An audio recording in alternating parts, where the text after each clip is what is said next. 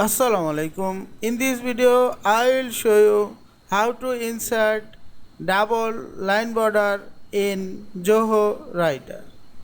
Let's get started.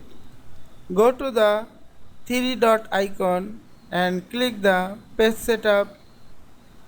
Click the again design and choose the line border.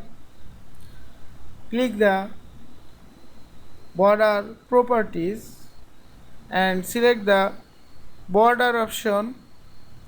You can change color, you can increase border width and go to the border style and select the double line, and you can add current section from this point and whole document.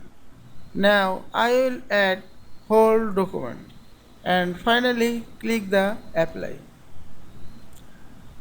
Now check the double line border added to your document.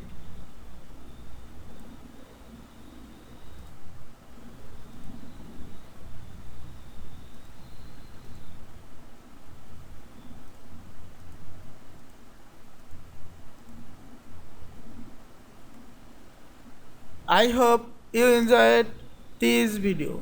Please subscribe to my channel, like, comments and share. Thanks for watching.